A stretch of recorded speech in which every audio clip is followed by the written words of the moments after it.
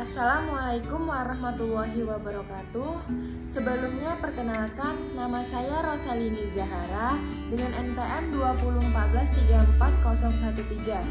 Baiklah, di sini saya akan membuat suatu video yang mana akan menjelaskan tentang penyelenggaraan pendidikan inklusif. Di sini guna untuk memenuhi tugas mata kuliah pada pendidikan inklusif.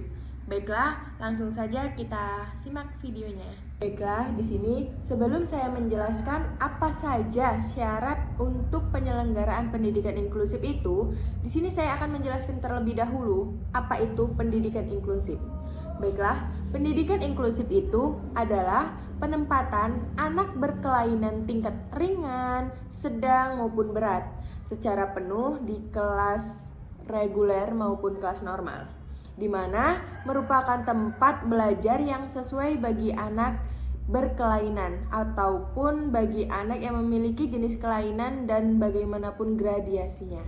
Untuk itu, dalam penyelenggaraan pendidikan inklusif ini ada beberapa komponen yang harus kita perhatikan, di mana diantaranya yang pertama itu peserta didik, di mana dalam peserta didik ini terdiri dari beberapa komponen, di mana yang pertama yang perlu kita perhatikan peserta didik pada umumnya, yaitu peserta didik yang selama dikategorikan normal atau biasa. Dan yang kedua itu peserta didik yang berkebutuhan khusus, di mana peserta didik ini memiliki kelainan daripada peserta didik lainnya. Pada peserta didik lainnya yang mungkin memiliki kelainan seperti kelainan yang bisa disebut seperti kelainan emosional, kelainan mental, kelainan sosial, ataupun yang memiliki potensi kecerdasan bakat istimewa, di mana peserta didik ini dikategorikan berkebutuhan khusus seperti antara lain itu bisa disebut dengan tunawicara, tunanetra, tunarungu, maupun tunagrita. Pada bagian yang kedua ini adapun identifikasi dan asesmen, di mana yang pertama identifikasi. Nah, identifikasi ini dimaknai sebagai proses. Proses apa itu? Proses penyaringan atau screening, di mana untuk menentukan jenis kebutuhan khusus apa yang terjadi pada peserta didik. Adapun yang kedua, di mana yang kedua ini asesmen, di mana asesmen ini adalah tindakan untuk menemukan kondisi peserta didik meliputi aspek, potensi, kompetensi, dan karakteristik pada peserta didik dalam kerangka penentuan program pendidikan maupun intervensi untuk mengembangkan semua potensi yang dimiliki pada peserta didik. Adapun bagian yang ketiga, di mana ini membahas tentang kurikulum, di mana pada kurikulum ini ada dua kurikulum. Yang pertama itu kurikulum akademik, di mana pada penyelenggaraan pendidikan inklusif ini menggunakan kurikulum tingkat satuan pendidikan yang mengakomodasi kebutuhan dari kemampuan peserta didik sesuai dengan kecerdasan, bakat, minat, dan potensinya. Nah, alternatif jenis atau model kurikulum sekolah inklusif ini bisa kita gunakan dengan menggunakan kurikulum akademik ini. Pada kurikulum yang kedua itu ialah kurikulum kekhususan, di mana layanan kekhususan ini adalah intervensi khusus berdasarkan kelainan atau kebutuhan khusus peserta didik untuk mengatasi kelainan yang disandangnya ataupun mengoptimalkan potensi khusus yang perlu disandang atau dikembangkan pada peserta didik. Di mana bagian keempat ini membahas tentang ketenagaan, di mana ketenagaan ini membahas tentang jenis ketenagaan, tugas, dan wewenang. Baik tenaga pendidik itu bisa baik dia guru kelas, guru mata pelajaran, guru pembimbing khusus.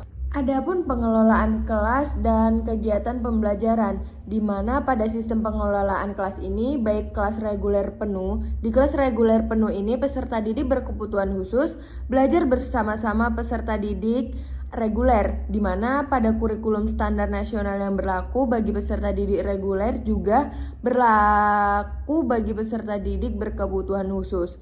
Adapun yang kedua pada kelas reguler dengan guru pembimbing khusus, di mana di kelas reguler ini dengan guru pembimbing khusus Peserta didik berkebutuhan khusus bisa belajar bersama-sama dengan peserta didik reguler dengan menggunakan kurikulum standar nasional. Nah, di sini juga saya akan menjelaskan kriteria calon sekolah penyelenggara pendidikan itu apa saja. Nah, di mana ada beberapa kriteria calon sekolah dalam penyelenggaraan pendidikan inklusif ini. Di mana yang pertama itu ada kesiapan sekolah itu sendiri untuk menyelenggarakan program pendidikan inklusif, baik dari kepala sekolah, baik dari komite sekolah, guru, peserta didik, dan juga orang tua.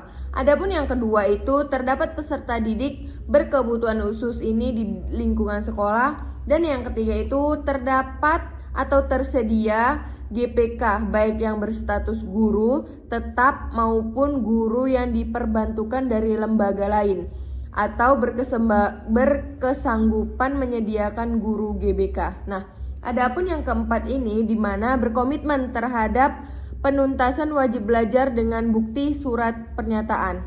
Adapun yang kelima itu memiliki jaringan kerjasama dengan lembaga lain yang relevan. Baiklah, adapun juga tersedia baik sarana penunjang yang dapat diakses oleh peserta didik dan juga pihak sekolah telah memperoleh sosialisasi tentang pendidikan inklusif ini. Adapun yang terakhir itu ialah memenuhi ketentuan prosedur administrasi yang ditetapkan pada masing-masing wilayah. Adapun prosedur pendirian di mana pada prosedur pendirian ini baik pemerintah kabupaten maupun kota menunjuk minimal 1 tahun sekolah dasar SD atau satuan-satuan sekolah menengah SMP pada setiap kecamatan sebagai penyelenggara pendidikan inklusif. Karena sekolah tersebut wajib menerima peserta didik dengan berkelainan dan memiliki potensi kecerdasan maupun bakat istimewa. Adapun pembinaan, monitoring, dan pelaporan dalam penyelenggaraan pendidikan inklusif ini, di mana pembinaan sekolah inklusif ini untuk menjaga maupun meningkatkan mutu layanan pada sekolah penyelenggaraan pendidikan inklusif. Nah, adapun yang kedua, monitoring, di mana pada kegiatan monitoring ini dimaksudkan untuk mengawasi keterlaksanaan penyelenggaraan program pendidikan inklusif. Hasil monitoring ini dipergunakan sebagai bahan pertimbangan dalam meningkatkan mutu layanan pendidikan inklusif. Yang ketiga yaitu tentang pelaporan, di mana setiap penyelenggara pendidikan inklusif ini diwajibkan membuat laporan tertulis kepada atasan langsung dan tembusannya dikirim kepada Direktorat Pembinaan Pendidikan Khusus dan Layanan Khusus. Laporan tersebut sekurang-kurangnya memuat tentang peserta didik, tentang kurikulum yang digunakan, baik sarana dan prasarana, tenaga pendidik dan kependidikan, proses pembelajaran, serta hasil evaluasi, serta permasalahan-permasalahan yang dihadapi pada setiap sekolah. Baiklah, hanya itu saja yang dapat saya sampaikan pada materi hari ini mengenai apa saja yang menjadi syarat dalam penyelenggaraan program pendidikan inklusif ini. Apabila ada salah saya kata dalam penyampaian maupun penyampaian materi saya kali ini, saya mohon maaf dan saya akhiri dengan wassalamualaikum warahmatullahi wabarakatuh.